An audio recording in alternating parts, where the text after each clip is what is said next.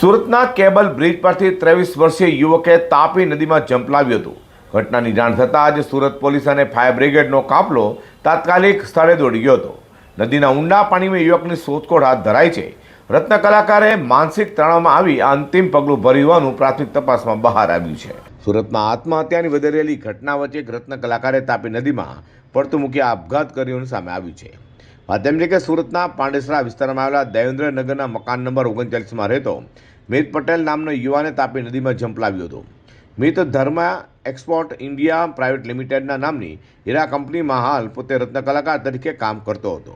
તેનો માસિક પગાર 35,000 રૂપિયા જેટલો હતો. તે પોતાની મોટરકાર લઈને કેબલ બ્રિજ પર પહોંચ્યો હતો અને તે બ્રિજ પર કાર ઊભી રાખી તેમાં પોતાનો આઈ કાર્ડ મૂકીને સીધો જ નદીમાં કૂદી પડ્યો હતો.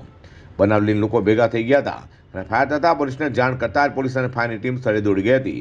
તો ઘટના અંગે જણાવ્યું હતું કે અમને 112 કંટ્રોલ રૂમ દ્વારા બપોરે આશરે 12:59 એટલે કે 1 વાગ્યાની આસપાસ કોલ મળ્યો હતો કે કોઈ વ્યક્તિએ બ્રિજ પરથી છલાંગ લગાવી છે. હવે તાત્કાલિક ફાયર વિભાગ અને 108ની ટીમને જાણ કરી હતી અને ફાયર વિભાગ દ્વારા શોધખોળ ચાલુ છે. બધું પાણીનો વહેણ વધારે હોવાથી હજુ સુધી યુવકનો કોઈ પત્તો લાગ્યો નથી. યુવકે નદીમાં ઝંપલાવ્યાની જાણ થતાં તેનો પરિવાર બ્રિજ પર દોડી આવ્યો હતો. રત્ન કલાકાર પુત્રના પગલાથી પરિવાર ભાંગી પડ્યો છે. યુવકે આર્થિક મુશ્કેલી કે અન્ય કોઈ અંગત કારણોસર આ પગલું ભર્યું છે તે દિશામાં પોલીસ તપાસ કરી રહી છે.